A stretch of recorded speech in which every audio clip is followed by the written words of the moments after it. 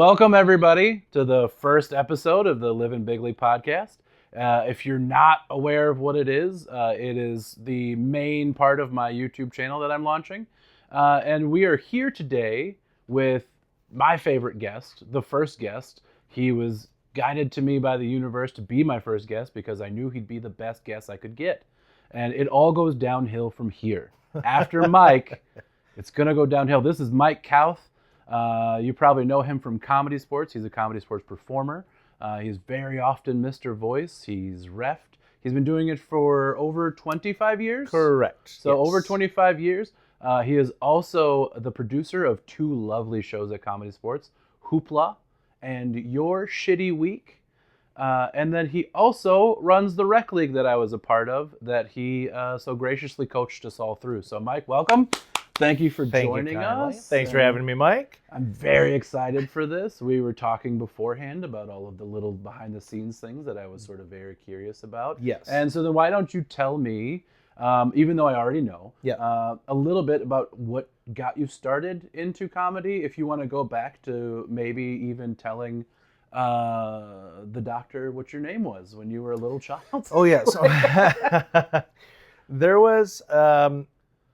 I was lucky enough where like my family was always joking, and my sister was a big influence on me. She's 3 years older than I, and she always wanted to play, and she had such a creative mind, and that really informed a lot of my sense of humor. And I would always try and make her laugh and try and be silly. I was the younger brother, so like I always looked up to her. And one day we were at the doctor getting a checkup, and the doctor had asked me what my name was. Because it's just regular, hey, we want to make sure you're, these are things you know. And asked me what my name was, and I would say that my name was Elmer Fudd. I was like, I am Elmer Fudd. And you didn't do the accent, though. I did not do the accent. Okay. No. And it's funny because for a while I would tell this story, and I thought I said I was Mickey Mouse, And then my mom informed me, she's like, no, you were saying you were Elmer Fudd. Because, like, Mickey Mouse seems kind of, okay, like, this kid's being silly, whatever. But I would say, like, I was Elmer Fudd. And the doctor was just like, oh, okay, but what's your real name? And I saw this as an opportunity to be funny. So I would be like, and keep in mind, I'm like 4 years old, I'm like, no, that is my name. I'm Elmer Fudd. And the doctor was concerned. And my mom had to be like, no. He's just being funny. He knows what his name is. And I would not relent that my name was Mike. I was like, I am Elmer Fudd. And it almost led to more serious evaluations. But to me, the bit was worth it. Yeah. Yeah. Did you clown a lot in school? Were you a class clown, or did you take it seriously? I was, but I would say like this is kind of interesting, like very interesting to me, but kind of interesting to those watching. Like my mom was my second grade teacher. And that was something that wasn't, I don't think they would necessarily let that happen these days. Maybe they would, I don't know. But what happened was she was a substitute teacher. Once my sister and I were born, she was a teacher, and then she became a substitute teacher. At the school that I was at, she would substitute teach every so often. And the second grade teacher was having a baby. So they hired her to be the substitute teacher. But then the second grade teacher never came back. So then my mom just became the second grade teacher, and then I went into second grade that year. So that's a little weird, to have your mom as the teacher, because in second grade when other people want, like the teacher's attention, it's like, well, that's my mom. Like, mom, help me, and then you can deal with these other kids, right? So there's an adjustment period there. But I kind of became like a naughty kid in second grade because I could get away with things, there was a moment where we were talking, it was show and tell, and it was right after Christmas. And my grandma had given, I don't know, or no, my aunt had given my mom this funny gift of just like a big pair of underwear, you know? Like she had bought this big pair of underwear and wrapped like her actual present in it. So when she opened it up, and second grade, show and tell, we're going around the room, and I was like, Mom, tell them about your big underwear. And she's, of course, like, Michael, that's not appropriate, you know?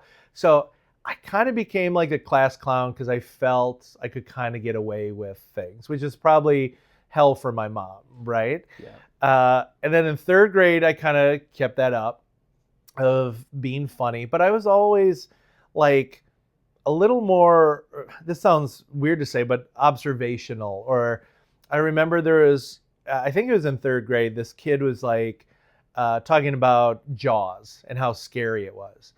And my point of view is like Jaws is stupid because clearly when you hear the music, you know to get out of the water, you know? So that's kind of the things like I would try and kind of riff on, you know? And then in fourth grade, my fourth grade teacher was an ass, you know? And it was this thing of like, he wanted to be funny. Oh. So with me being funny in class, he would like kick me out. There was one time where he was talking about having different perspectives. So I sat on the floor because I was like, this is a new perspective. I'm usually sitting at my desk. And he was like, get out. You know, he didn't like the competition in the room.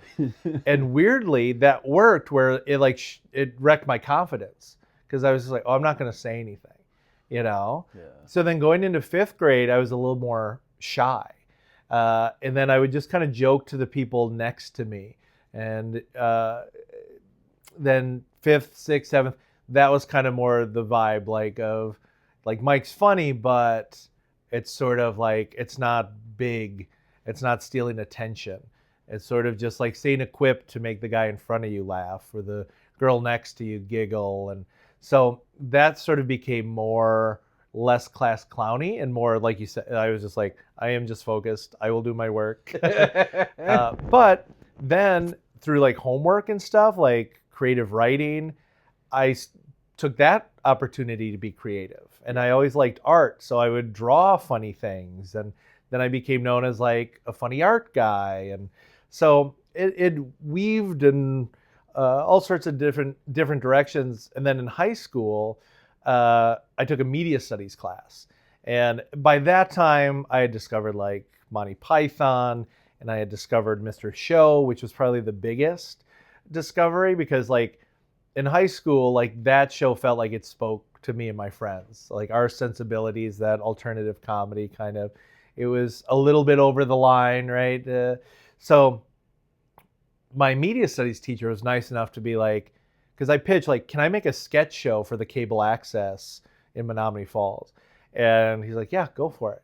So myself, my friend Todd Steffen, and I, we'd write these sketches, film them, get other students to be in it, and it was very fun. And that was kind of the comedy bug that bit me. Nice. Yeah. That's awesome. I really like that. And then at one point, the drawing, you had considered becoming an animator. Yes. Yeah. I liked, I'll say I wanted to be a storyboard artist, Okay. you know, because to me, animation seemed too difficult, you know, like, because I would try and do that, like draw pictures and then flip it, and it would just be this mess. And I love the idea of like, I'm sure people out there have definitely seen, if you're a cartoon fan, that thing of like the storyboard. And it's kind of like, okay. And I loved how like old cartoons seem to do, like that was how it was written, right? Yeah. You'd draw it out and then you'd pitch it by showing and walking through all the gags, and that excited me. So as a kid, my dad worked for a paper company, sold paper. So he would get reams of paper that were whatever, not suited to be sold, and he would bring them home, and I would just draw these storyboards. Like, so I think I still have them somewhere, but that was just like a way for me to express my sense of humor, and refine some of the art that I like to do as well. Yeah. Nice. And then so when did comedy? You started classes right after high school, or you were still in high school when you started comedy sports classes? Yeah, I was lucky enough to do it in high school, because excuse me.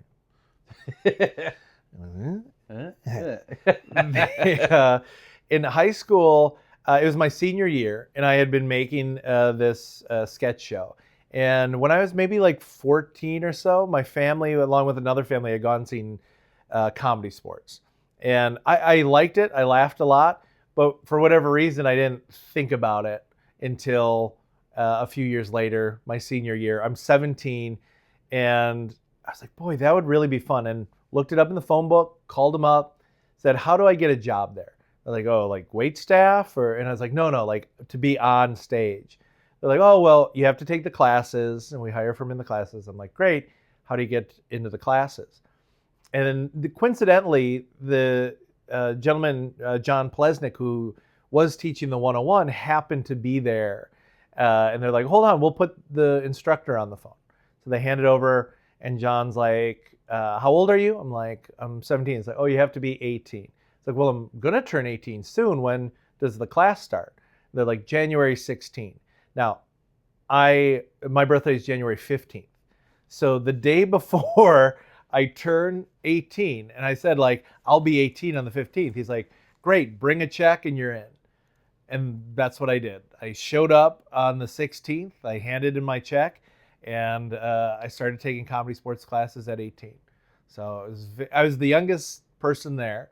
But that was exciting to me too, because it kind of felt like, oh, this is an adult, like I am playing in the big leagues here. So that was very exciting. Yeah. What role do you think, I was thinking about this the other day, what role does empathy play in like good improv scenes and being a good scene partner?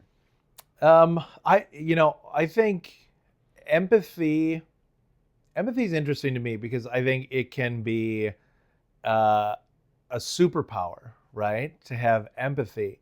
But it can also be this burden to have empathy.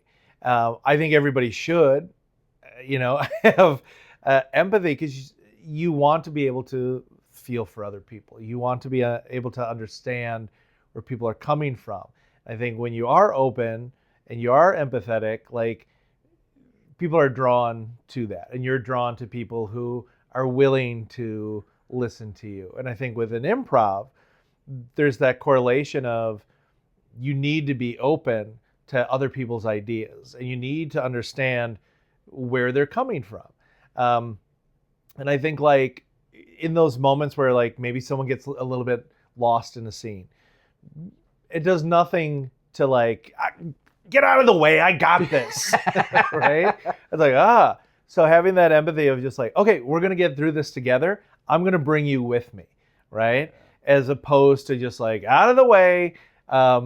There's that element of like, we got this. We are going to make this work. And that realization, because sometimes people just have like an off night, or something's not quite clicking. It's like, but as long as the scene works, the show succeeds, we all share in that victory. And that's what I like about improvisation, of just like, we're all in this together. Whether we feel like, man, we were on fire tonight, or, oh, I was a little step behind. Because, like, say it's not quite gelling, you're like, okay, I'm just going to support now. I'm going to help move the scene along. And it's having the empathy of, like, what does the show need? And putting, because empathy to some degree can result in like putting other people first. Mm-hmm. And I think, like, in improv, knowing like, when do I need to take the ball? When do I need to pass the ball? Sports analogy, that sort of thing can be helpful. So yeah, I think yes, empathy can help improv. I think more so, empathy can help you be a good human. And to me, and that's the great thing about it. It's like magic, right? Magic. It's like the hardest tricks look easy, and the easy tricks look hard. And the magician's job is to make it all, like balance out. Yeah. And I think like with improv, it's similar in that watching it, you want to be able to be like, oh, I want to do this, you know. There's certain things for sure. There's certain improv shows I've been a part of, where I know like people walking away, I could never do that, right? You've probably heard that too. Like, a lot. Yeah. Oh, I could never do that. You know, like, you might not do that exact same thing, but you could do a version of this that would be successful for you. And that's what is so wonderful about improv, is it's sort of that element of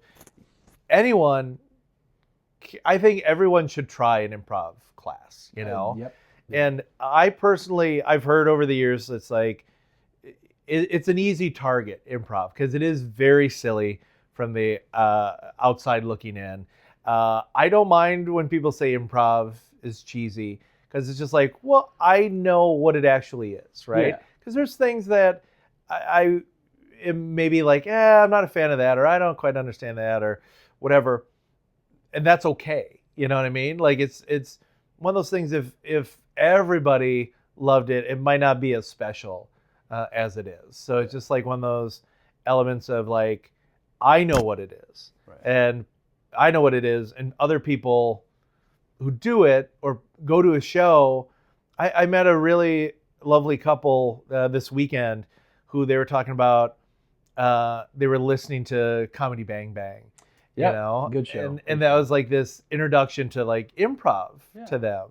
And then through various ways, they heard about Comedy Sports. They went, and they initially were like, I don't know, short form, I don't know. And then they came to a show and they're like, it was hilarious. This was great, you know? So it's just like, I get preconceived notions, because it's like a lot of times when you watch, you know, if improv is mentioned in a TV show or a movie, usually it's poked fun at. The trope is a mid-20s, usually suburban white college student who is super eager to see everybody. And how are you doing? Let me get a suggestion. And it's like that's the trope. That is the common trope. That is the one I had to let go, and I did. Yeah. The only thing that I had still stuck in the this is so cheesy mode, and the person who fixed this was at an intensive, Rachel Glassford, was literally in my mind before we do warm-ups. I'm thinking, God, I don't want to do warm-ups. I just zip zap zopping all the time, and it's the thing that every improv thing does. Yeah. And then she goes, guys, let's talk about zip zap zopping. And I was like, how did she know? How did she know I was thinking that? Because I was literally like, it's so terrible. And she goes, I know you can think it's cheesy. Yeah. And I was like, she's reading it. And then she explained, you know, and I always knew what it was for the, hey, I'm going to make eye contact with you, and I'm going to listen, and then the active, and I always understood those things.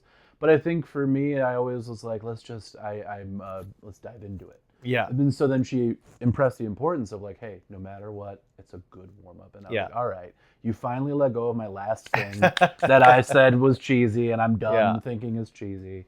So yeah, those preconceived notions, like as soon as you do a 101 class, out the window. Right. Especially the I can't do it. Oh yeah. Amy was my 101 teacher, and she was like, all of you can do everything. You can't do a Denzel Washington impression? Yes, you can. It's the best one. You have the best one. Your impression of Arnold Schwarzenegger is the best one, and you just go do it. And it's just like, okay, of course, go do it, of course, yeah. It's so much fun. It's very freeing. Yeah. Yeah. And one of the I like to remind, and maybe I'm wrong about this, but so many of the people, like if you see those shows or movies like present it, they've very likely done improv, right? And it's like when you love something, you poke fun at it, right? Exactly. So I always think like these are experiences, maybe writing what they've seen, the scene they've been in. So I think like that's always good to remember too. Like once you're a part of it, it's kind of fun. You understand it, you know. Yeah. And to your point, it's like commit to the bit, you know, have fun doing it. Warm-ups wise, when I do shows like Your Shitty Week or Hoopla, like to me, it's about the hang beforehand. Like the warm-up is the jokes, the conversation. We'll get in a circle. Maybe it'll start with zip zap zap, but to me, how are we connecting as humans before we do a show? If everyone's energy feels good, if right before we open doors, we're all laughing, mission accomplished. Like the best like comedy sports shows I've been a part of is like we're in the green room, and I know you've been a part of shows like this in Rec League where it's like you're talking and all of a sudden it's like, oh shoot, the show's about to start, and you just go out there and do it. You know, it's just like, oh, we didn't warm up. Oh well, because guess what? You did just by hanging out, talking, you know, riffing with each other. It's all right there, you know. And to me, like you're saying, like make that eye contact, connect. In the classes and when you're first starting out in improv, I think it's so important to do like those zips because it's showing like I'm on board, I'm going to support you.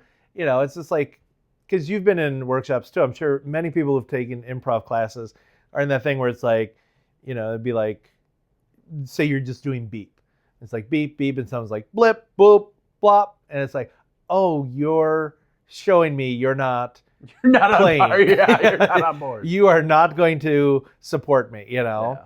And it's that thing of like, oh, this is awkward, so I'm going to break the tension. Yeah. It's like, no, we don't need that right now. Yeah. We just need to know that you are going to be listening and supporting me. Yeah. It's every season of Rec League, I've been insanely lucky with the people who've gotten into Rec League, of having people who are there to have fun, there to just support everybody. Like, I think this most recent season, the summer to fall 2025 season, I had more teams playing like all like head-to-heads, you know, where it's just like they just want to play together the whole time. And I don't mind that. It's like whatever you guys think is going to be the most fun, what's going to be the most entertaining, do that, because it's like you're here, this is your time. And because of that, it just seemed like more so than before, and I've loved every season, is it just felt like, oh, this is one big team, you know? And I adore when that happens, because it's like there's no ego, there's nobody like trying to like put winning over, you know, because the whole thing, the conceit is like, yes, there is two teams competing, right? There is a winner. Yes. That's why it's for people. I don't want to give away the bit. No. I know that I know that is leaned on for the comedy sports part of it, but in actuality, the audience and both teams are supposed to be the winner. Yes. It's the goal. Yes. Yeah. It's like once everyone is focused on this match, this performance of Rec League, like and as professionals, like once the match starts, it's like our job is to entertain and make everybody laugh, you know?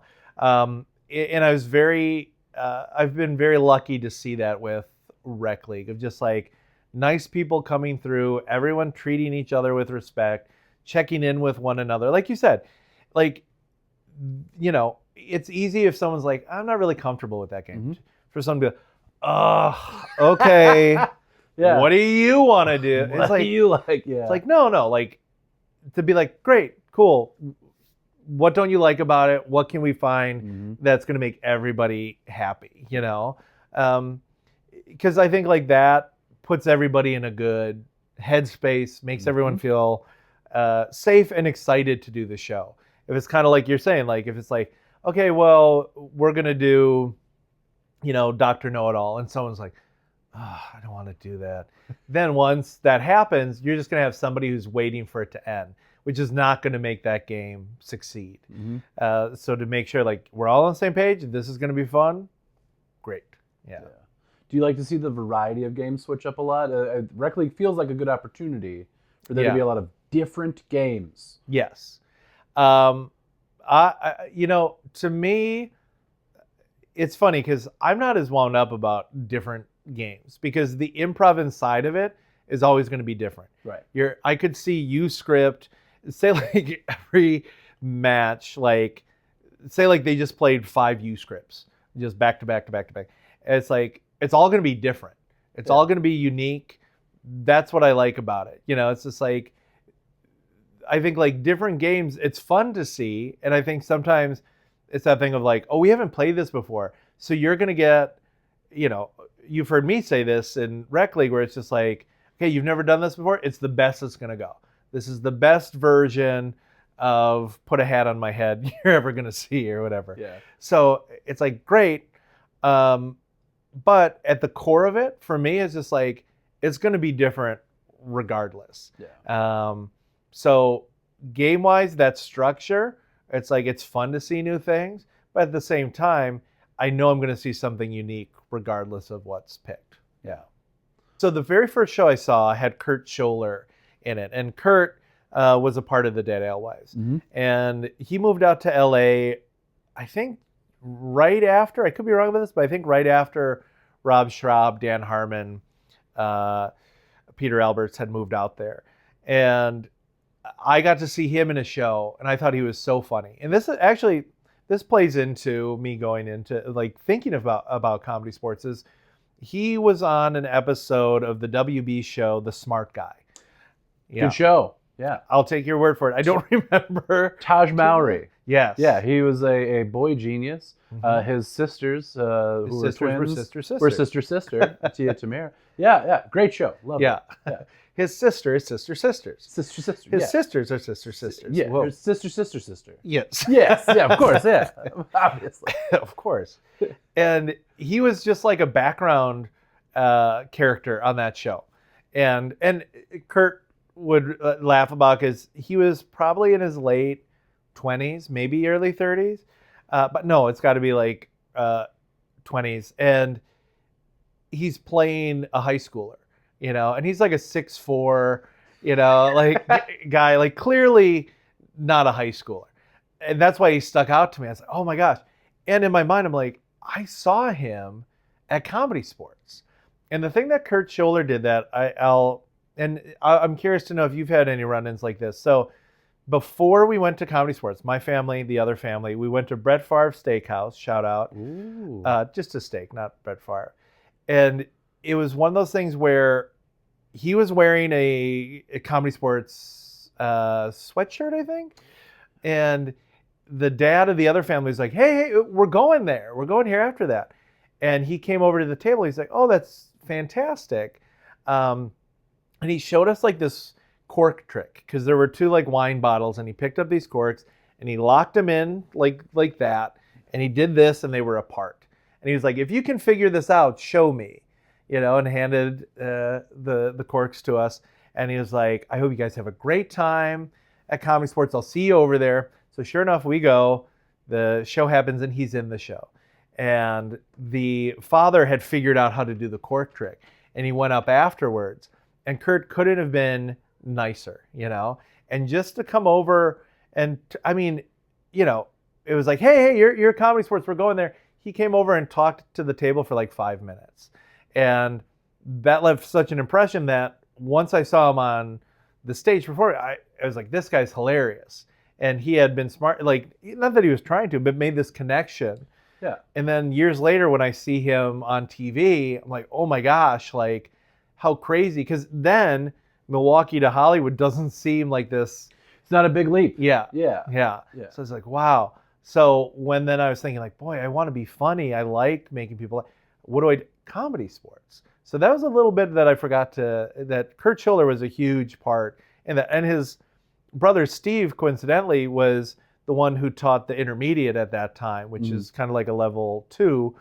And he was insanely supportive of what I was doing and kind of my quirky sense of humor, that he was nice enough to promote me to like the pro practice level while also being in the intermediate level. Because back then there was beginner, intermediate, and advanced. And advanced was like player practice. So you could imagine just how insanely bloated like level 2 got. Because everyone was taking that first level and then just going in. So he'd have sometimes like 30 students in that, Yeah.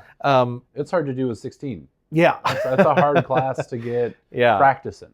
Yeah. Yes. So that's when that was kind of reconfigured later on. But it was, I felt so lucky that Steve believed in me enough to be like, we're going to put you in that next level, but you still have a lot to learn. So keep coming to this. So I was lucky enough where Steve Scholler was allowing me to take 2 improv classes a week. So like I was just, those were my obsession years of improv. Yeah. Okay. And then when you were at that point, was the goal to go to Hollywood, to become a TV person, to become a media person, or did you just want to do comedy? Like what was the, and obviously it's probably shifted over the years. Right. Because you've done the LA thing. Yeah. And where does that sit with you as far as like what do you want to get out of comedy, and what does comedy give back to you in that way? Yeah. What comedy gives back to me, like currently and even in the past, but it's more in focus now, is comedy gives me community, right? So it's like, these are the people that I'm excited to be around. These are the people that I want to make laugh, that make me laugh, where I feel very comfortable and welcome. So that's huge. And for me getting that, I want to return that to people. Not just in terms of like other comedians, other improvisers, but also then an audience. You know, it's just like, I'm lucky enough to be a part of this. Let me share it with you. And as you know, like a wonderful gift you can give someone is laughter. Just making them laugh, like this uncontrollable joy that just squirts out of you. Forgive me, not the best. It's the first mention of squirting on the podcast. It My won't family be the did last. make squirt very popular. 90 squirt soda. If you know about it, my family helped. I won't get into it. Actually, we will. We will get into it. And it was just, so that's what I get out of, performing. That's what it gives me. And when I first started, I just had so much fun writing sketches and making my friends laugh, and then getting into improv and meeting Patrick Schmitz, who does Schmitz and Giggles, who started like his own theater company to, give people opportunity to write and experience comedy and produce comedy. He does the Shakespeare ones too, right? Yes, the kind of sortas, the parodies. Yes. And he writes all those on his own, and he does a fantastic job. He's also like a really great collaborator, of somebody who, I've done a lot of stuff with him over the years, but I've only been in one of his plays, because acting always intimidated me, like non-sketch comedy performing. Because it was just that thing of like, oh, I have to memorize so much and I have to be one character the whole time. I don't know. But what was great about it is he's not precious about some of the words and ideas, where you can add things, and if it works, it's in, And I've always enjoyed working with Patrick. Like, he's just a great collaborator, very talented.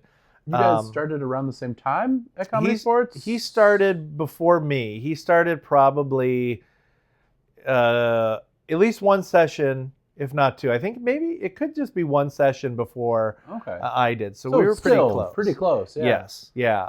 It was because like he took that class. I was lucky because I met him, and then after I went through 101, my friend Dave Tooney went through 101. So like that was kind of the base. That was like the comedy people that I connected with the most. Like you're saying, like it just sort of kismet, right? Where it's just like, oh, like Dave Tooney. If you look him up like on IMDb, he's done a wonderful, great amount of hilarious work. He's been on Comedy Bang Bang. He's on St. Dennis currently, and he is just the nicest and funniest guy, So I feel lucky because he helped me go to Chicago, because I was excited to know what else was out there, and to have a friend to do that with, that you get each other's rhythms and you understand each other's comedy. It was like, great, let's go there as a duo, And then we kind of, at that time in our workshops, and then we were lucky enough to be put on a Herald team at IO as well. We were like the Milwaukee guys, and sometimes our instructors would use us as an example, like, hey, the Milwaukee guys made it here. you know, like they're committed and they're driving from Milwaukee, you know, once, sometimes twice a week Yeah. to do this. So, but I was lucky enough because he was a great motivator. And again, back to that community thing of just like, I've made lifelong friends of people who I think are some of the funniest people in the world. And I would never have experienced that had I not just like, all right, let's try this improv thing. So sorry if I'm off. But, oh no, this is perfect. This is Yeah. exactly what I was asking. This is your journey in improv, and Yes. it's a really long, fun journey. What was fun about LA? What wasn't fun about LA? How'd that work out? Like, what was the goal, I guess, of going there, and then where did that land? Yeah, forgive me, I got off with that, got off topic with that. The goal was always just like, I just like doing this. I want to see how far I can take doing this, you know? Can I make a living out of doing this? And there was like a 4 or 5 year period where Patrick Schmitz, myself, Johnny Beaner, who's like a stand-up comedian. I'm aware of him. I don't know him, but I'm aware of him. Yeah, very funny. He was on like the last couple months that David Letterman was on. Mm-hmm. He performed stand-up there, which he crushed it, which was awesome to see. And he's just, you know, a super funny guy. And Tyler Kroll, another funny guy who did stand-up. We did sketch together. The 4 of us, and sort of Dave Tooney right before he left for LA was like part of our group. So 4 kind of 5 guys writing sketch comedy. And those were some of the most proud moments of like comedy that I've been a part of, because it was just like, here's 5 guys, all of us having different perspectives, but also sharing a perspective. And we were filming videos, writing sketches, and it was like this thing, like we met every Monday. We had a show every other Sunday at a theater. So we were just like constantly making stuff, constantly creating. Then Johnny moved away. Patrick was doing so much stuff like with Schmitz and Giggles. And like you said, like just when things line up, where it's just like, okay, this seems like a calling. My roommate at the time, Todd, was moving in with his then girlfriend. And I was like, oh, okay, so either I have to find a new roommate or find a new place to live. Yeah. And then my friend Tom Clark, another fantastic stand-up who started with Comedy Sports, moved out to LA. I'm talking to him on the phone. He's like, yeah, my roommate's moving out. I don't have a roommate anymore. And I thought like, well, I'm moving to LA, I guess, you know, because I've always been curious about it.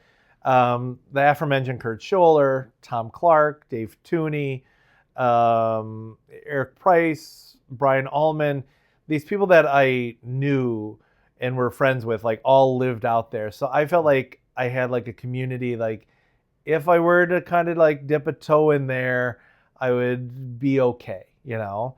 And then I got to meet like Peter Alberts, who lived out there, and he was like super supportive of me and what I was doing out there. So it's just like, that was really nice. And I liked taking that chance.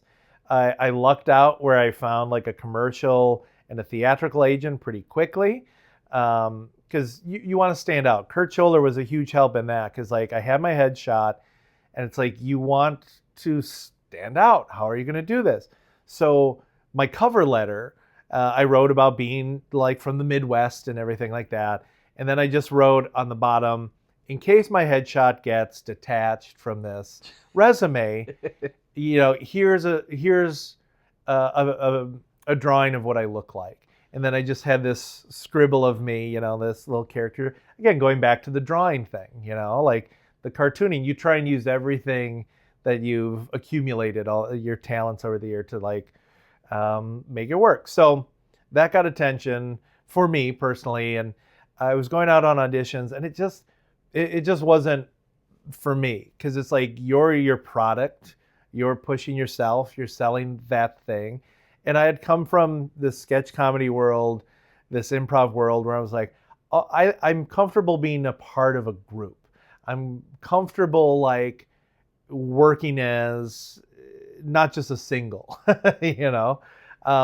And I would like sit in these waiting rooms and I'd talk to people and be like, oh, he's really funny. He should get this.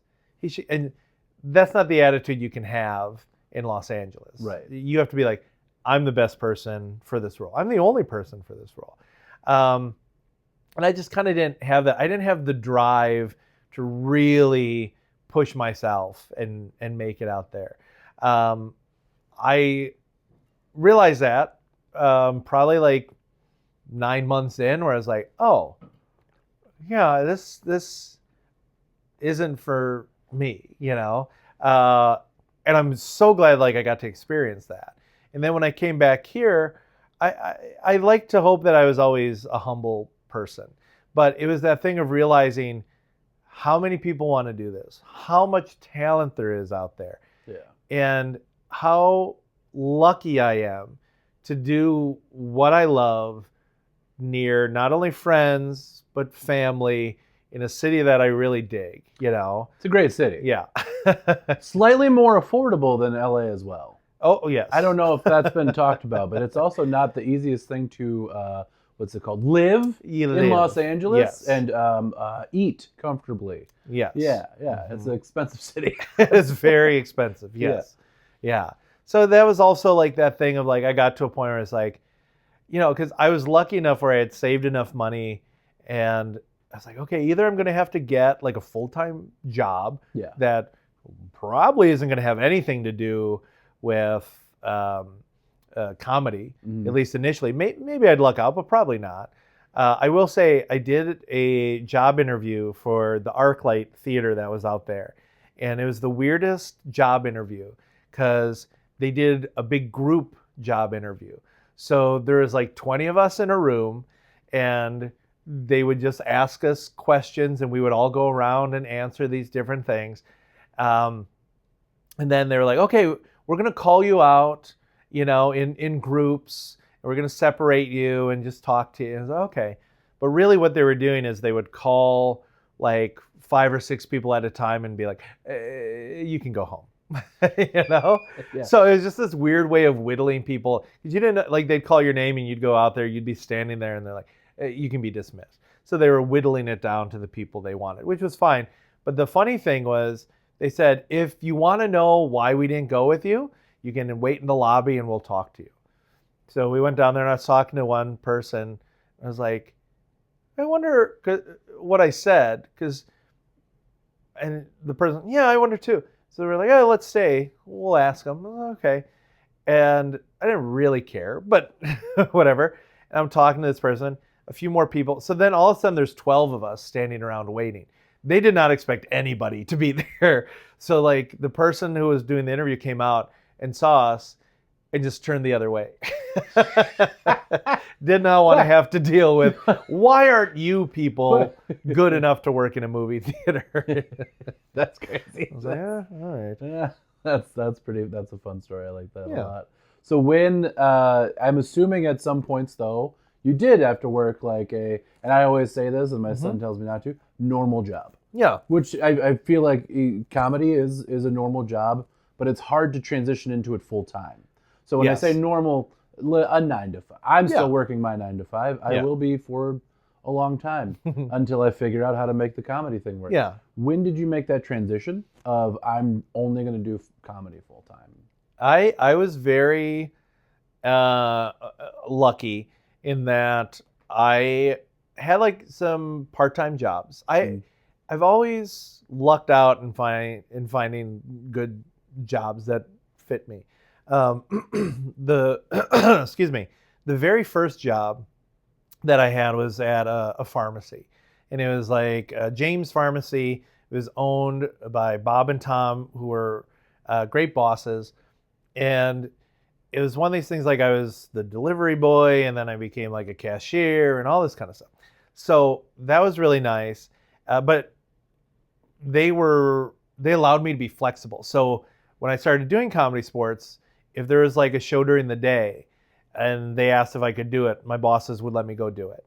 I could take off work, and then the most, like I worked at Menards for a little while, like in the AM. So I was done by like 10 a.m.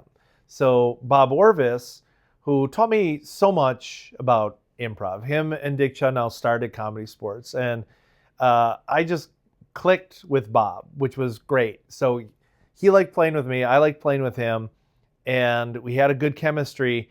So he would take me on road shows that we would do. So because I was also available starting after 10 a.m., because I would start work at 4 a.m. or whatever, it was a part-time job, like I was able to be available and useful to Bob and Comedy Sports. And that's honestly like how that started. So then once I started doing that, teaching classes, doing a variety of shows, like I was able to like, okay, this is possible to sustain myself. Yeah. And I've definitely like, there's been times where I get nervous, where I'm just like, oh, maybe I should have a full-time, like normal job, as you say. And there's been times where I've experimented with that. And my go-to is retirement homes. I've worked at like 3 different retirement homes because I feel like that is, I think it's an underappreciated group of people in our society that you get to a certain age, especially like you move into a retirement home, that I don't like that thought of like, okay, you're just over here now, right? So Yeah. It's just like they have so much wisdom and so much to share and so many like unique, fun personalities that I was always drawn to working in an environment where I could be around that. The problem that I have is the discipline of a 9 to 5. I really struggle to sit at a desk and accomplish tasks. It's my mind wanders too much. And I'm sure there's a lot of people out there like that.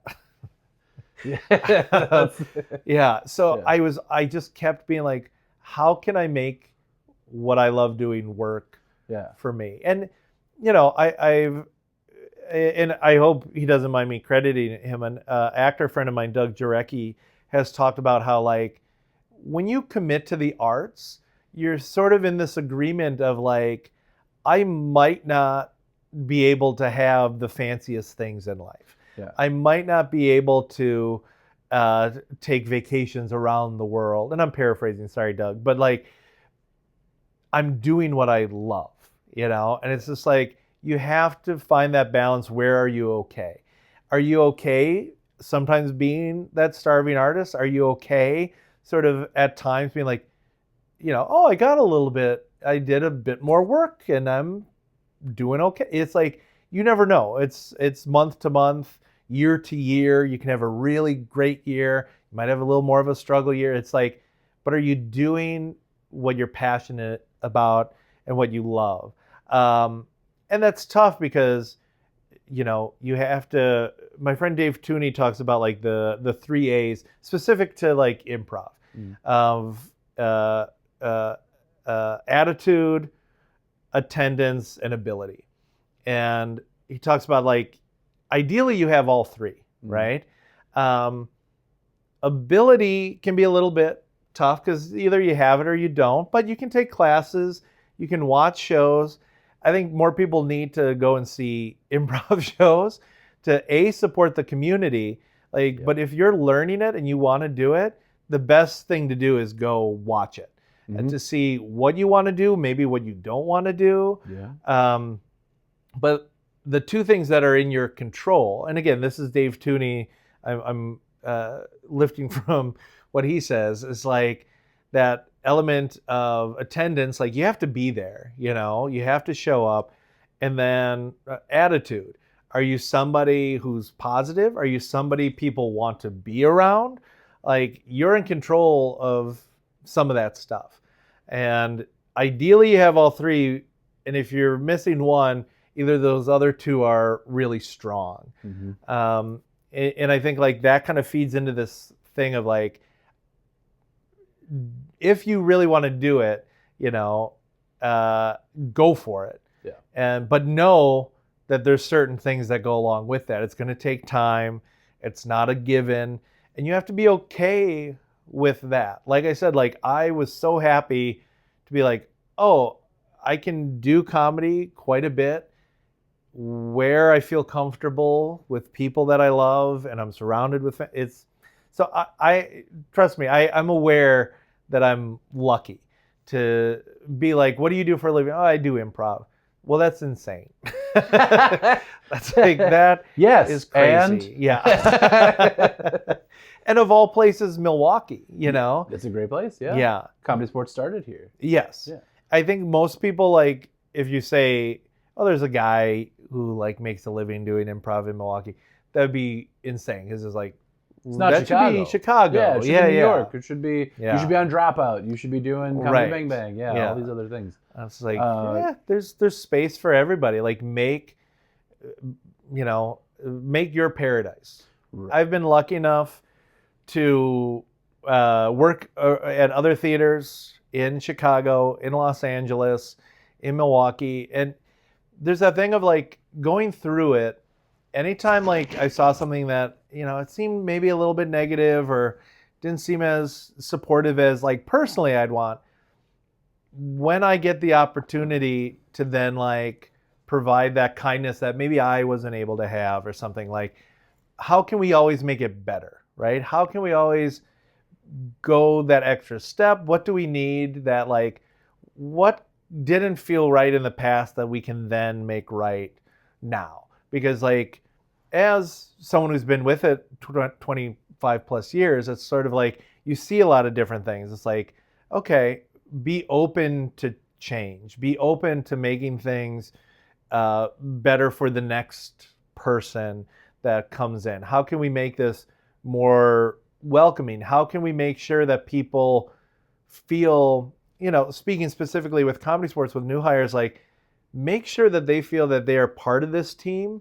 immediately, not kind of like, okay, like you got to prove yourself. No, you've gone through the workshops, you've done all the work. It's like, you've proven yourself. Yeah. Now have fun. Like, yeah. Given that though, there are certain steps that like I remember Dave Warts saying for his first I don't know if it was months or years, but like he was Mr. Voice for a long time before ever getting to go up on stage. Yeah. Is there a path to the stage that people sort of have to go through to get them into the rotation as a player? Or is that something that happens naturally? You're just like, no, this person vibes well with these people. We're just going to throw them in, throw a jersey on, and we're going to do it. Yeah. Is that, or has that shifted over the years too? It has shifted and much more so recently of something that like it used to be. Dave's correct. Like you used to get pigeonholed in these certain like, oh, you know how to do this, so you're going to do that.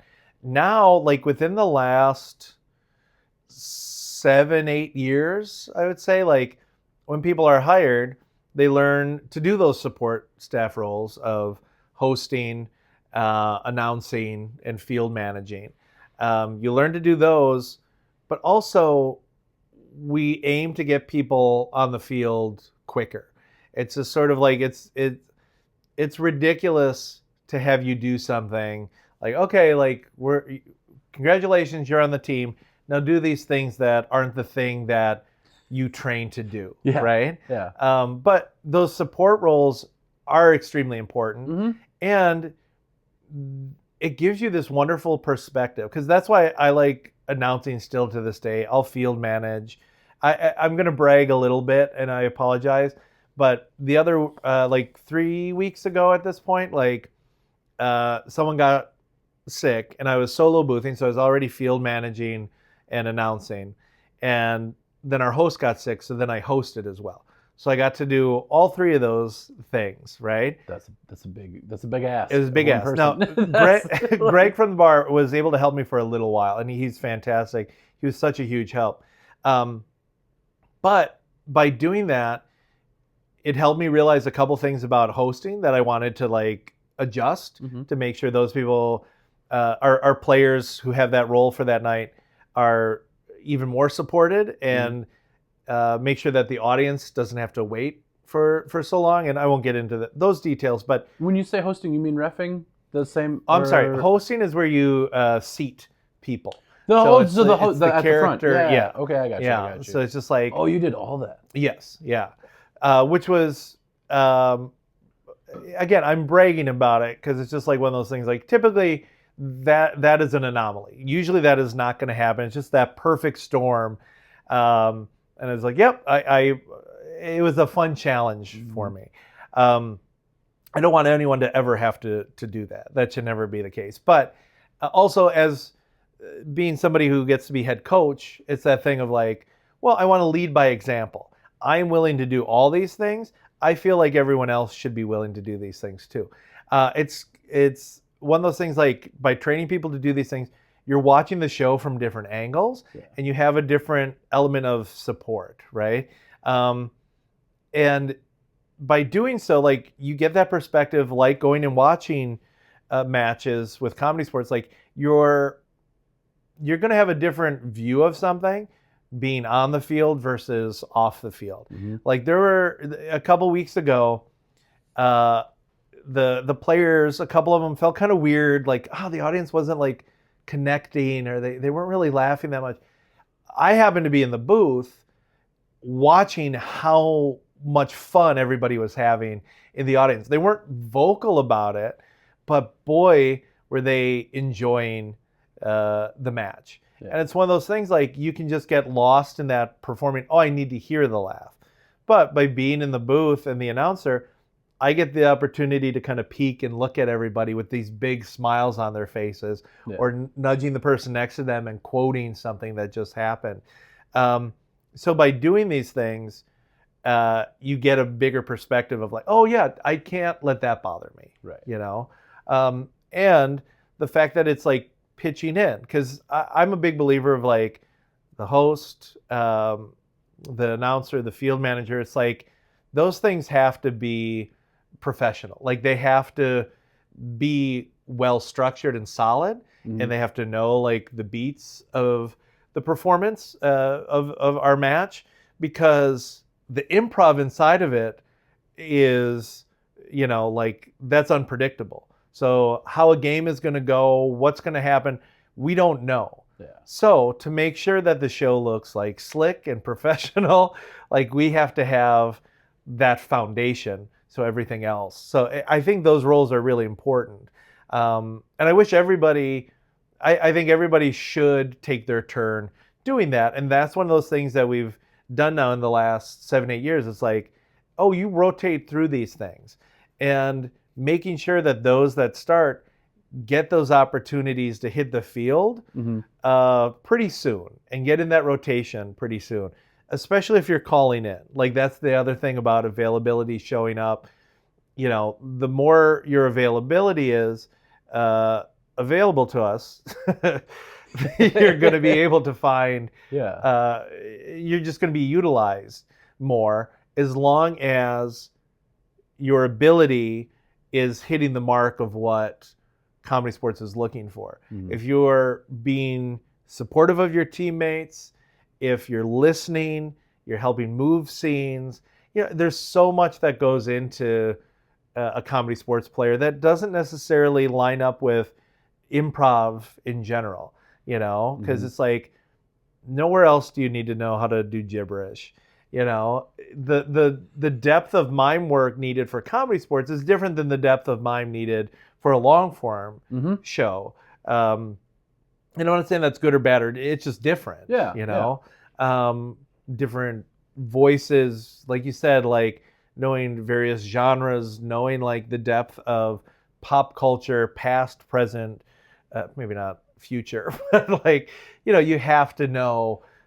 There's just so much that goes into it that, you know, I always want to make sure that people know it's just like, you can be super talented. Don't get too wound up about this one goal. You know what I mean? Yeah. Rich had said something really good about that whole talent portion of it, which was the goal when you're doing Rich Laguna, creature from the Black Laguna. Rich had said in our class, he goes, your goal when you're doing this is not for someone to come up to you and say, you were funny. Yeah. Your goal is to say, the show was funny. Yes. If the focus is on you did something wrong. There's nothing wrong in improv, Right. But if you weren't cohesive Yes. as a team, Yeah. you want that cohesiveness, and you want certain things are always going to stand out for sure. People have their favorite, even if it's all one cohesive bit. Oh, you did this voice, and I just so funny. The goal is to all of us be giving a good show to the audience. Yeah. I when people are interested in reffing, taking on the ref role of a match, like that's a lot of responsibility. And very similarly, like if someone's like, "Oh, that ref was hilarious," because it's that thing of like I always, when people want to learn, I point to Mark Redlick, because like Mark Redlick is very like on point. He's been doing it longer than I have, for sure, and he's one of those people who, in his ref spiel, he has his jokes. He definitely takes his moments when explaining games and everything. He's very playful. He allows the players to riff and have bits, during a variety of moments when interacting with him. But his whole thing is just like, when can I call the game to make them look good, be as tight as possible? It's not about me. How can I set them up to succeed?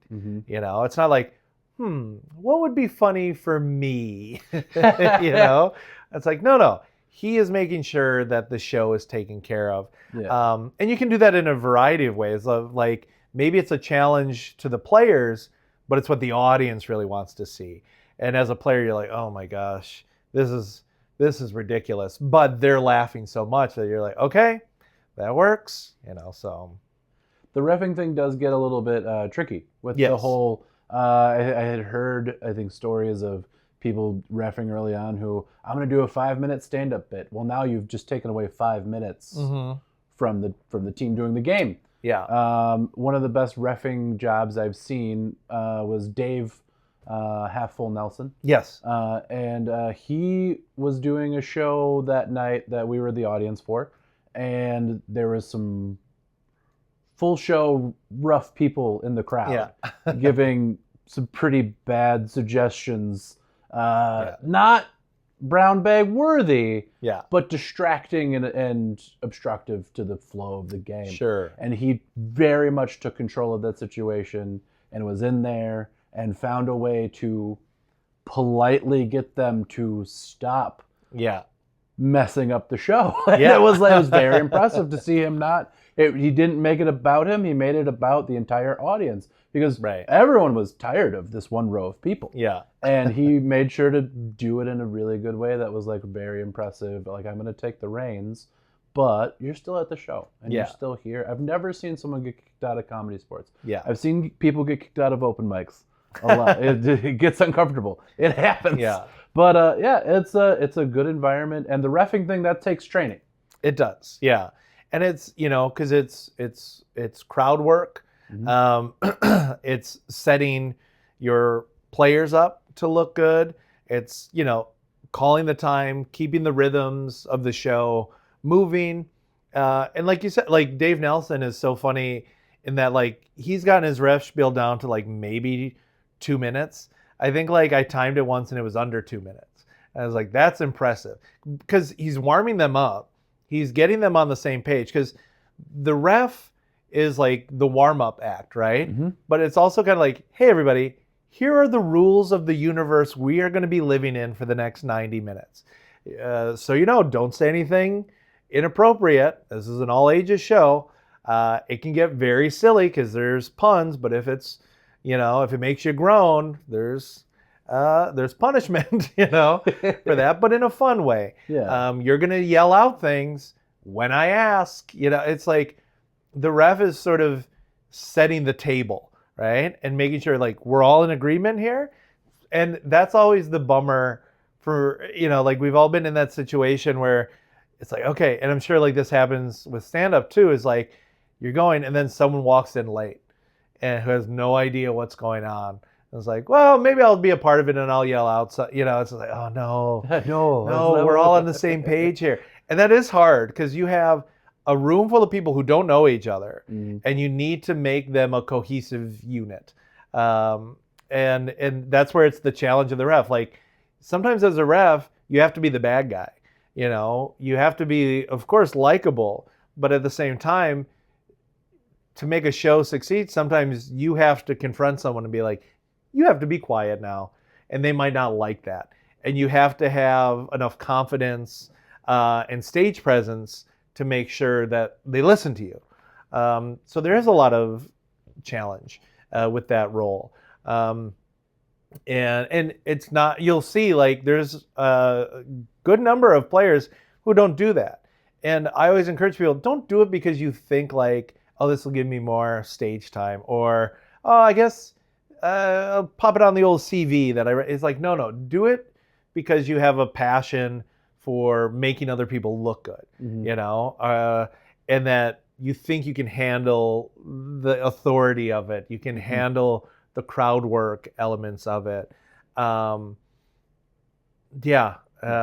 thinking right now, I won't say on your show because there's some very offensive things that audiences have yelled out. Oh yeah. It's just like, one of them was the family members of one of our teams in rec league, and we were just like, "That's your people, huh?"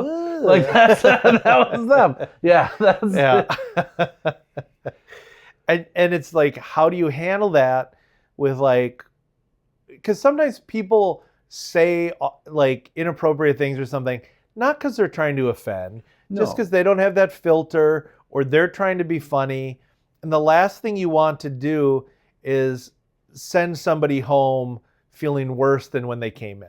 You know? Yeah, that's not the goal. Yeah. And plus everybody's line of offense is different. Correct. Something that's offensive to someone and could be very innocent to someone else. Something that they shared with their 8-year-old is different than what you would share with your 8-year-old. As some of us have darker senses of humor. As Amy put it when I was first learning this, you don't always have to go blue to be funny. And I'm like, I like it though. I do like it. That's a lot of fun.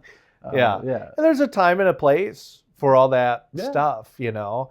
David Cross, the stand-up and Mr. Show co-creator, like people know him from Arrested Development and all this stuff. Like I remember, I'm pretty sure it was him. Now I feel, I'm second guessing myself, but I believe he was talking about like the well-timed use of like the F word, where it's just like, sometimes people think like, oh, just put it wherever, whatever. But a well-timed one can oomph a punchline and really help it land. Because it has emotion behind it. It has a rhythm behind it.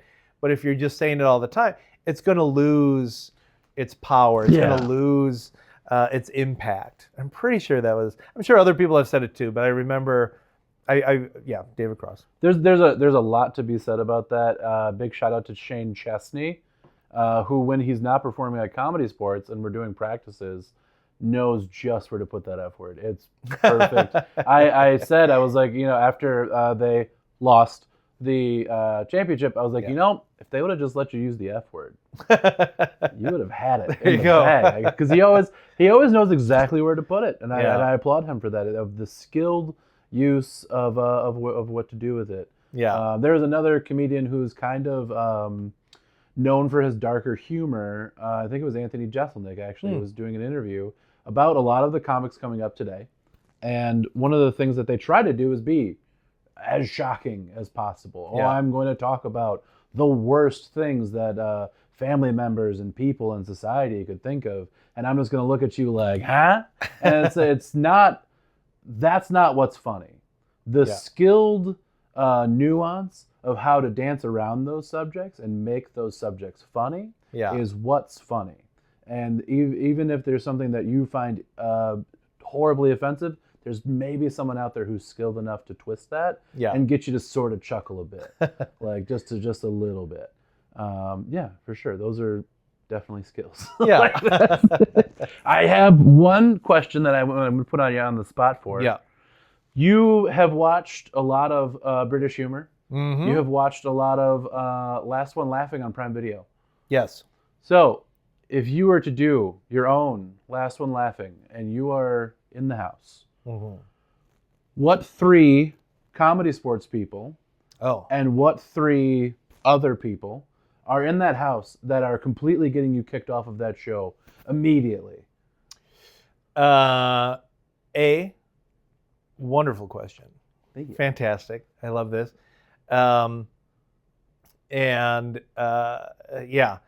The Last One Laughing, if people don't know. True, I was going to explain it after. Yeah. Like, basically, go ahead. I'll let you. Explain the show, and I will think of 3 and 3. So the Last One Laughing show, comedians from different countries. The one I saw was South Africa, and then there's another one from Canada. There's one from the UK, Ireland, Australia. Basically, they get comedians from these countries together into a house with a kitchen and beds and things, and there's a timer on the wall. And during the time, you're not supposed to smile, laugh, or do anything, but you're in a house full of comedians doing bits. It's very hard not to laugh at some of these comedians. And you get one warning, and then on the second offense, you get kicked out. And it's basically like a musical chairs of trying to make other people laugh. I'm in the middle of the Canadian one right now. It's got Tom Green, Jay Baruchel. Yes. Dave Foley. Dave Foley, who I thought was going to make it through the end because he was so unflappable. I was so excited. I was like, oh, he basically just stone-faced. And I was so impressed with that.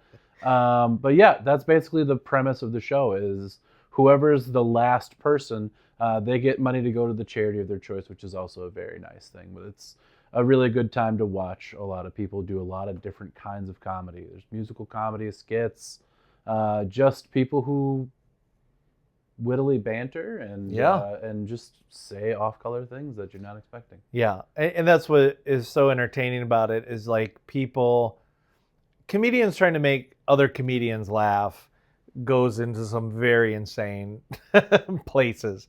And that's what's really enjoyable to see, just what buttons people can find. Because it gets desperate. People are just trying to make people laugh.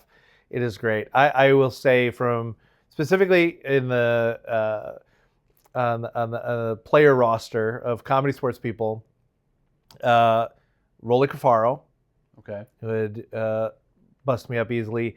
Ben Scharf, everything he does makes me laugh, and Jeff Wheatley Heckman. Jeff Wheatley Heckman is just so unassumingly just so funny, and one of those people who he can give you a look and it'll crack you up, or just the response he has, it's unexpected. Ben Scharf can go from like 0 to 100. That'll just like crack me up every time. And Rolly Cafaro is like just this human who is made in a comedy blender. You know, it's just how he talks, how he sounds, how he moves, his facial expressions, his depth of knowledge. He's such a smart person. So there's a lot of funny people. I'm lucky enough to know a lot of funny people, but those 3 guys crack me up regularly. And Rolly is also a lawyer. He is, yes. Yeah. The amount of professionals who do improv, and you're just like, you're a what? And you do this? Like that's crazy. Like I think there's multiple lawyers in there, right? Or at least people around. Yes. Pedro is not, I believe, some sort of litigator. Yeah. If not, and Deborah Stencil. Yeah. Yeah. And what's the deal? What's the deal? Why are you guys attracting? What's the deal with that? Why are you attracting so many lawyers? I don't know. I don't know. Yeah. They're good at pretending to be other people, perhaps. No, I don't know. But they have to they have to go with the flow, right? Yeah. Quick thinking. As far as other parts of life, I think like the aforementioned, like Johnny Beaner was somebody who like just always cracked me up. Mm-hmm. My friend Todd Steffen, I've known him since high school. Yeah. Probably one of the funniest people I know. And it's like that thing of like, when you know someone that long, you just have a different language Yep. with people. Yeah. And I'll have to put my sister in there because I mentioned her before. Just truly would never want to be on stage, would hate that, but just effortlessly funny, which is, as someone who tries to do it for a living, can be a little annoying. No, but she's such a nice person and so funny. Yeah. That's awesome. Those are good answers. I like that. Good answer. Those Good are all- answer. It's that element of take a big swing, because finding out what doesn't work can be just as helpful as finding out what does work. As long as you are learning from those moments, right? Because like you said, you're like, ooh, I shouldn't have done that because X, Y, Z. Now I know why, right? If you had been like, well, next time I'll just, try and take out people quicker. Yeah. I was like, no. Because that's something, as you've just shown, stuck with you and was a lesson. And I think like that is, sometimes those failures help us learn to be even stronger improvisers. That's a good point. When I fail at stand-up, I have only failed myself in the audience that night. And I feel bad because they came out to see people. And Sure. I mean, most of the people there are also just there to do stand-up. Yeah. If you were talking about open mic crowds. But that's a personal failure, and you can bounce back from those, I think, a lot easier in the stand-up world than I feel worse when I let a team of people down that I'm supposed to be working with in improv. Sure.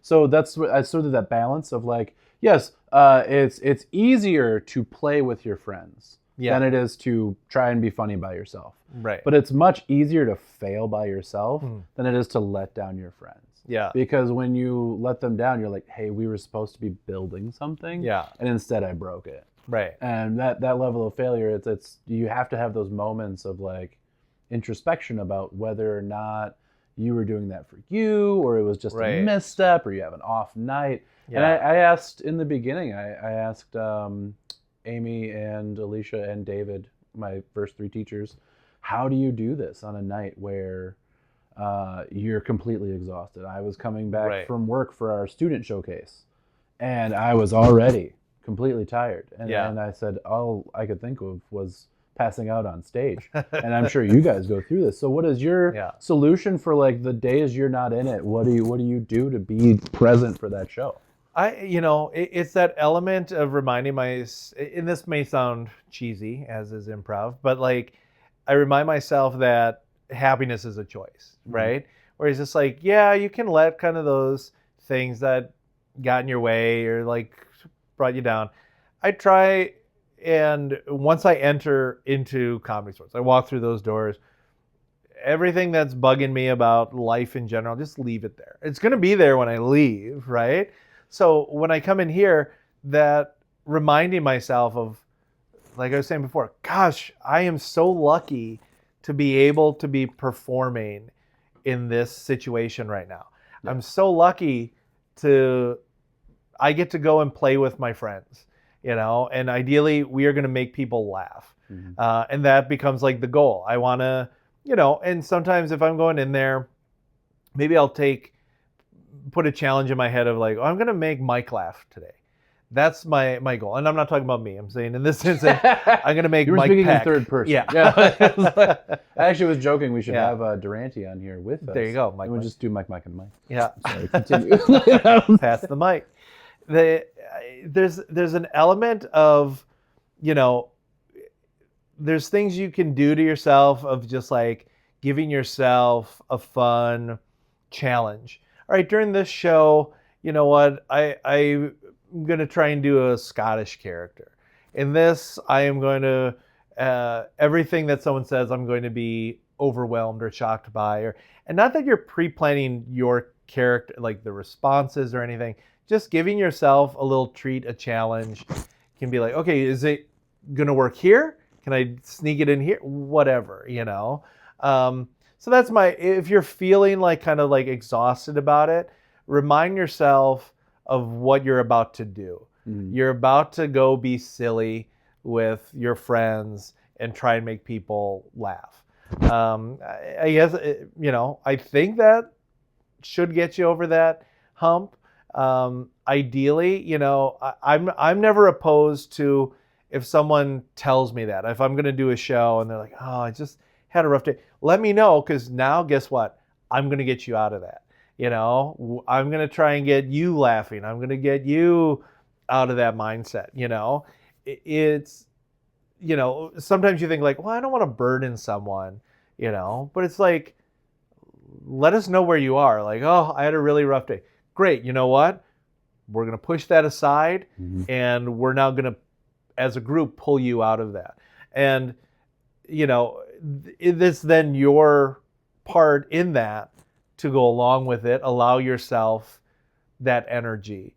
As opposed to, I'm going to stay this way. Yeah. Because I've done shows where it's just like someone's sulking in the corner and it brings the whole room down, People are like, oh, I just need to rest. Or it's like, oh, well, can you do that in a different area?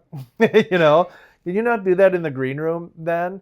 Not to be crummy about it, but it's just kind of like that energy can be an anchor. Like if you're just, it's like, yeah, Eeyore's in the corner. What are we gonna, we have to acknowledge this. So I always trying to remind people that too, of like your energy can fill a room and affect a room, positive or negative.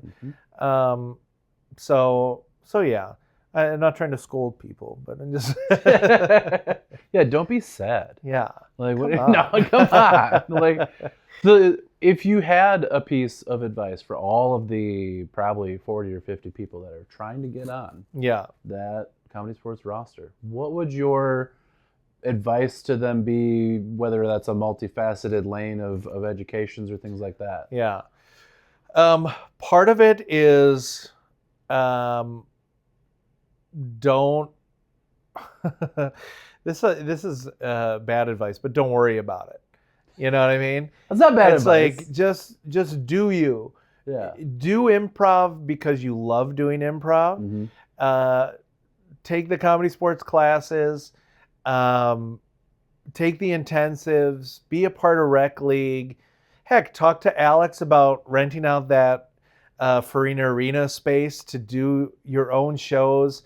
To still, like I do Your Shitty Week. I do Hoopla.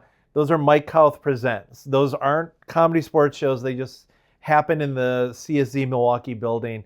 And I still feel like I'm a part of that atmosphere, that group. And that is like a space that people can take advantage of renting out. And like, because we have the bar and there's going to be an audience and an atmosphere, a liveliness to it.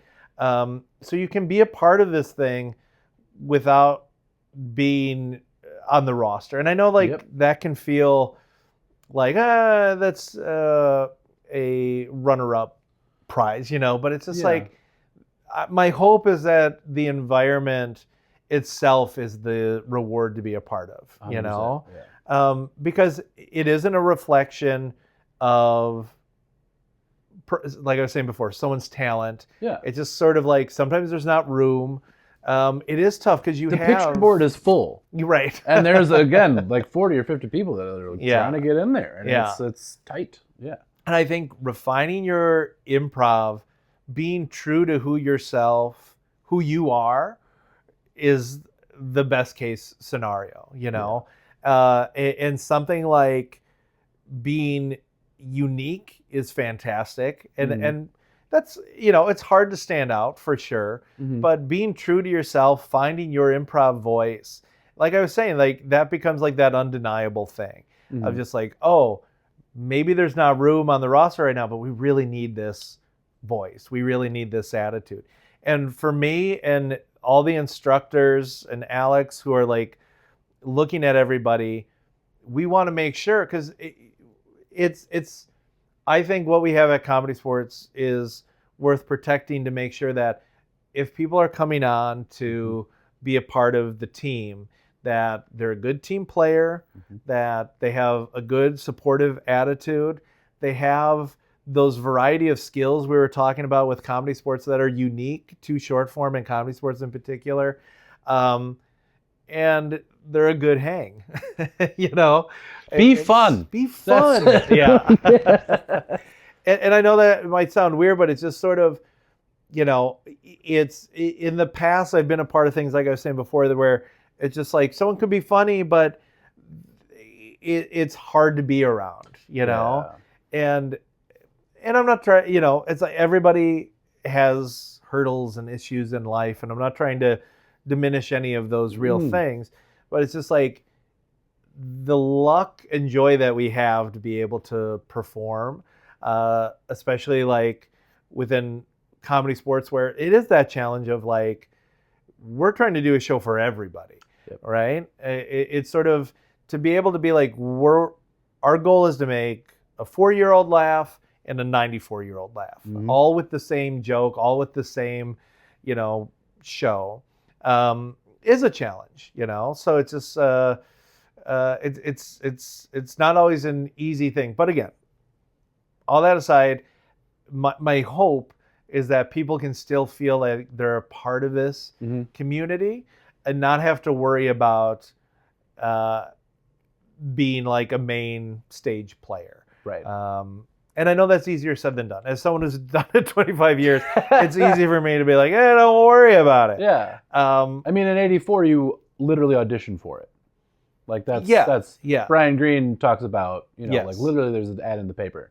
Performer wanted for theater games. Yeah. And it's like, yeah, you just showed up and you said, I'm this guy. Yeah. And they said, oh, yeah, you're that guy. Right. Yeah. So clearly, is there ever a point, and the one lesson that you gave me, I think we were talking at the Rec League potluck, and I had asked you, because I do have an issue with like judgment of other venues and skill levels. And you said, you know, the reason why you don't judge anyone who goes up on a stage to do things, and I've taken this and I've accepted and tried to make it part of myself, is that it takes a lot of guts to get up and be a performer and be in the arts and put a piece of yourself out there so that you would never judge what somebody does with that opportunity.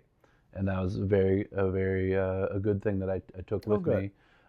My question is, though, is there a point when somebody has made it clear to you their aspiration of like, I want that red or blue jersey, and there's something quintessentially just not able to get there for them? Have you ever told someone, hey, these are the specific things you need to change, or these are the specific things that are blocking you from that? Is anybody ever that ambitious to approach and then just ask, what am I doing wrong? Because I think that's a lot of questions that I see in the day-to-day of a lot of the people, is like, well, what am I doing? Again, why can't I work at a theater? Like, I'm going to give an unsatisfying answer to some degree, because for me, some undefinable quality where I can see someone perform and be like, that's a comedy sports player. You know, there's this je ne sais quoi, as pretentious people say. But I think there's like this thing of like, I can see that fitting what we need. And I feel bad because sometimes I can't explain quite what it is, right? I can say like certain, build this skill set, try and, you know, this, that, whatever.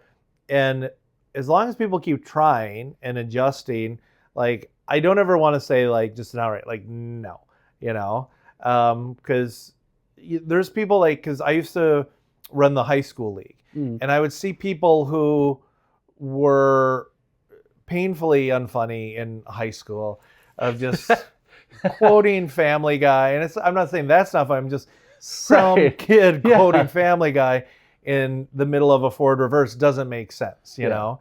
I've seen people like that learn, okay, and stop trying to impress like their friends, or because like a weird thing is like, you can want it too much, right?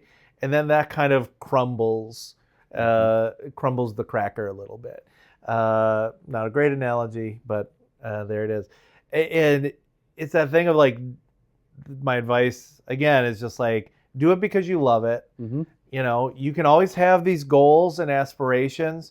Don't let those get in the way of your enjoyment of what you are doing. If anyone ever wants to talk to me about, I'm always happy to talk improv. If someone's like, what can I do about this? Like, I will give you the best advice I can, but just because I give you that advice doesn't necessarily mean here's the exact path, because it is sort of, some of it is timing. Are we looking to like hire people? Some of it is, like I said, like, well, we have like, sometimes there's just like, a personality type. You have this guy who does these impressions. You have this. Right. You have 100%. And it's never like an easy. That's what's nice about the way that people are hired kind of now, is all the instructors give like feedback about the class, and if I'm lucky enough like to see people in rec league, that's nice too. Being either present or doing the booth for all the workshop showcases, I get to see people from 101 to 104 if they stick it out that long. Because like I said, sometimes 1 and 2, like people are just doing it because it's fun. They're trying something different. Level 3, like it might carry off into like, yeah, this is fun, but between 2 and 3, you're kind of, is this for me? And then by the time you get to 104, you either really like improv or you have higher interests and goals. So it's nice to see that. But all that to say is you have multiple sort of opinions, not just of someone who, because I could see your show and be like, oh, you know, I'll make up a name, Ron. Ron was hilarious in that show. And then I can talk to the instructor and be like, oh, Ron was mean to people. Like, talk down to other students. It's like, oh, well, let's not worry about Ron then. You know? So that's the nice thing, is you get somebody who's experienced someone's personality for 8 weeks. As opposed to just like a showcase. That's why auditions, I think, can be tricky, because someone can audition really well, have a great moment, but just not be what you're looking for. I've seen workshop showcases where there is and this is over a decade ago, of somebody who didn't care about supporting, just cared about the laugh and cared about doing puns based off of not you. No. And just would like stand there and just pun off of what somebody was saying, you know? Oh, in the middle of like a regular game that wasn't a pun game. Correct. Oh. Yeah. I'm sorry, I should have been clear about that. That's not punderful. It was no. It was gonna happen. That's great. And it was like this thing of like, the great thing that I saw, and I can't remember, it was maybe an Oscar-winning moment, and the 2 other people were setting this other person up to do these puns. They would say things that were clearly not necessarily even fitting the scene, but they knew this person could do a pun about it, you know?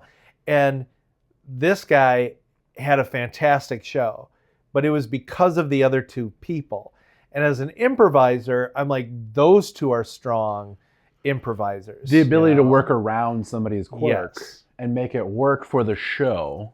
Versus, this is just my bit. This is my shtick. And it's like, anybody watching, specifically who came to see that person or in that audience, might be like, they should hire this person. Literally, do they know, like, the other 2 people were doing all the work to make that scene successful. So that's why I say, like, auditions can be tricky, because that's just my opinion. I just feel like auditions can be tricky because someone can have a great moment, but you just don't know the full picture, I guess. So that's what's nice about now. Like, okay, you have 5, sometimes 6 opinions of what people have seen and what they can speak to, not just their talents, but also their, personality, their kindness, their professionalism, all that kind of stuff then can factor into then when it's time,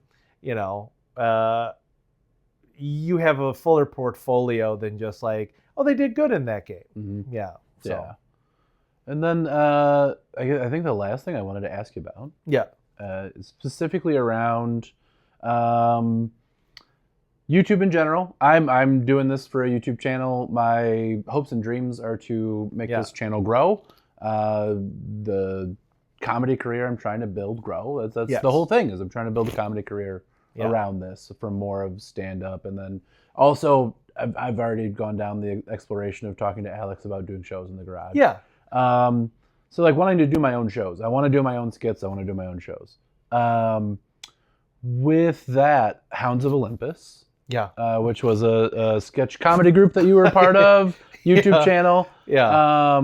Everybody's waiting to see Perfect Cousins come back on TV. Well, they're the premise. What I'm talking about. He has a YouTube channel with your friends. Yes. Well, 15 years ago with Dave Tooney. Dave Tooney. Yeah. And it was really entertaining. I liked all the. I think there's like 5 videos up. Yeah, I think, but they were all very good. Where do things like that? Why do they stop? Is it time? Is it commitment? Is it interest? That was so.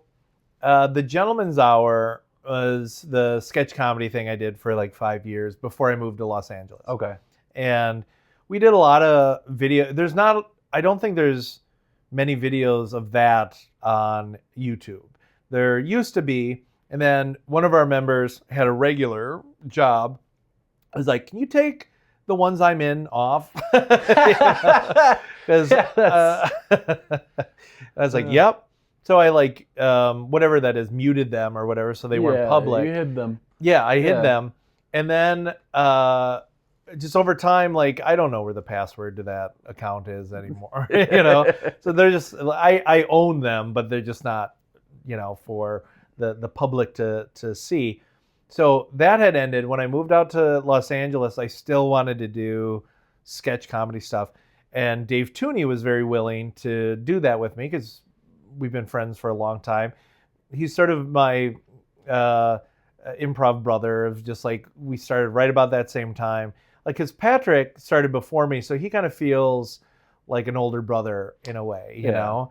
Dave started just right after me, and like we started I.O. together, and so he's someone I vibe with really well.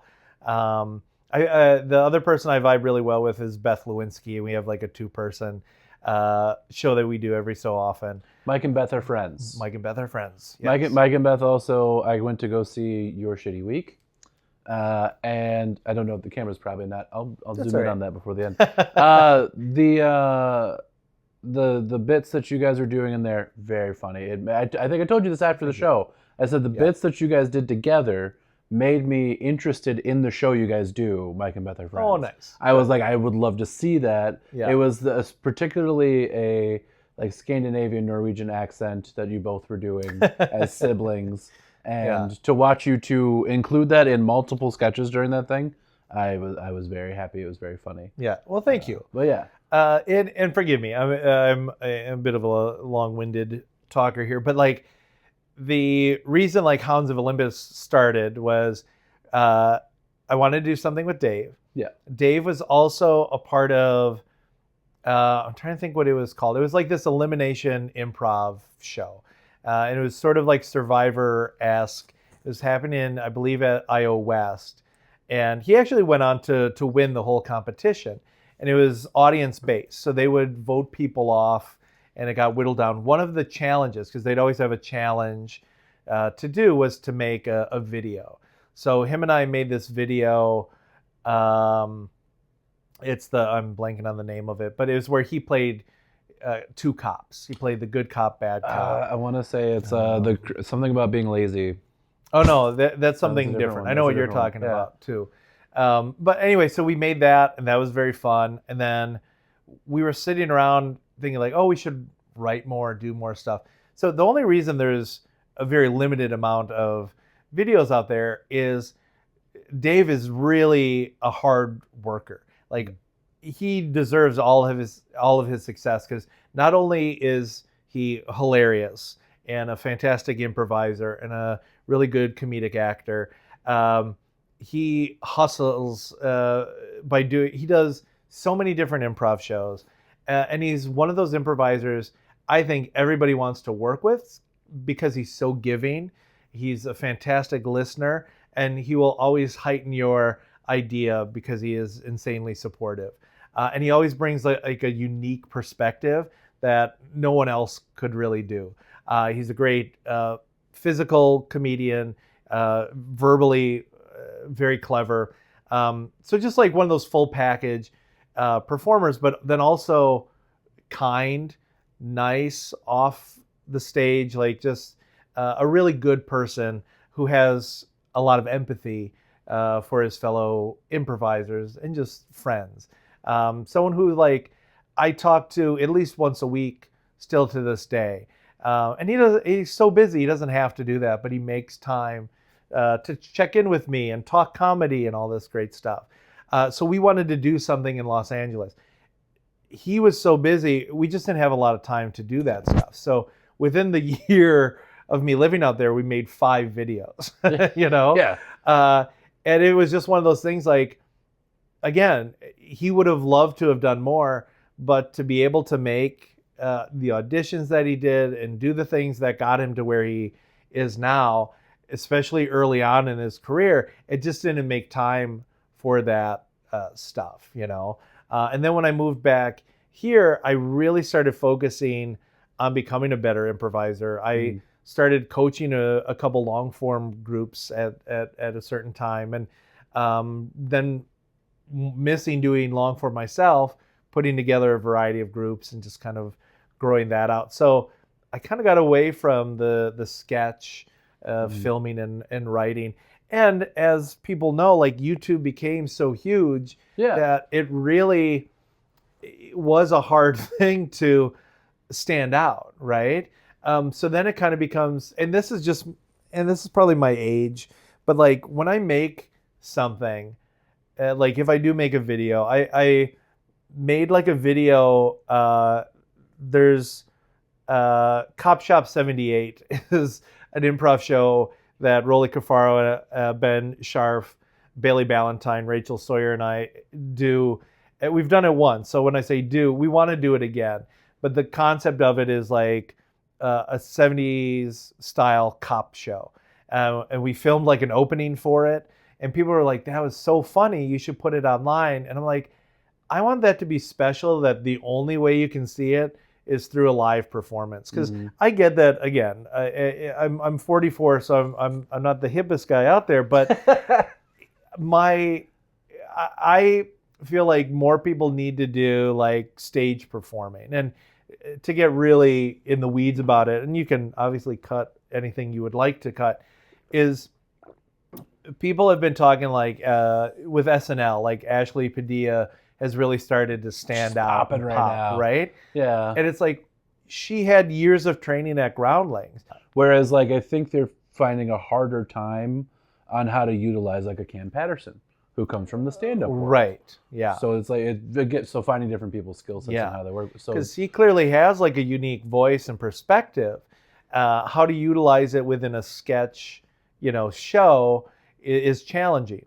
So you look at like someone like Mikey Day, who might not be the most well-known SNL cast member, but is somebody who has Groundlings training, writes a ton for the show, and will commit to every bit that he does. I bet people love being in sketches with him because he's solid, and he has that background. So all that to say is like, I think if you want a career, you need to sort of, and again, this is, people are probably rolling their eyes if they're in their 20s because like, whatever. But I think it can only help you to learn to be a stage live performing. I don't think anything can replace that. Like when you see, obviously, like as performers, we love that immediate feedback and the energy in a room. Being in an audience, that same thing. Like it's sitting and watching a movie is one thing. You're probably going to laugh more in a live performance, be it stand-up, improv, sketch, because you're in that moment. That energy is right there in front of you. And I think like you can't replace that sort of experience and training. True. Yeah. I think for me, where I'm curious is like, there's not a big presence of comedy sports on YouTube. Yeah. Whereas like where did I start watching Dropout? I'm not subscribed, but they've got all their stuff on YouTube. And Yeah. now because of the partnership that they did with LinkedIn, I'm also like that's the because I where I am an old man is I don't have other forms of social media. Sure. So I don't have Instagram or Facebook, and I Yeah. won't ever have them unless they're going to be managed by my son. Which, unfortunately, you probably should, at least Instagram, for your show here. You know? Yeah, maybe. I've been advertising on LinkedIn. Yeah. I'm like, you know what?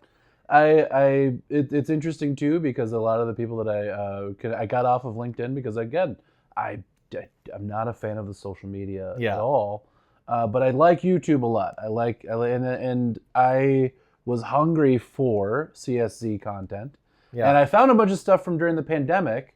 Oh, yeah. For the virtual shows, and then Yeah. I also found stuff pre-pandemic that looked like somebody, I don't know who does the marketing at Comedy Sports, Yeah. but it had looked like there was going to be an attempt to make more virtual content. I believe the commercials were filmed Yeah. with Alicia Allstetter and Jeff Heckman and Yes. some other people Yeah. as like a Comedy Sports advertisement thing.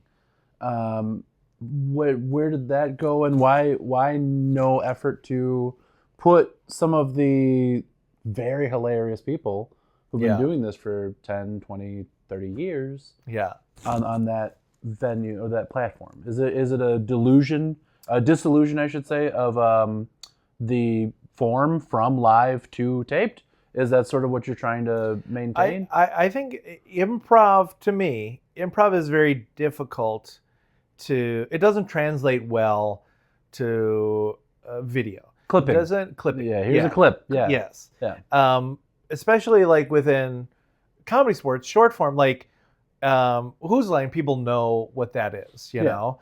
So they'll tune in because they know those people and they know like the context of certain games and what have you. I think that is hard to convey within like, you know, a clip that is quick enough and short enough for people to understand. Like if you put like, oh, this was a really funny changing styles and here's these different emotions.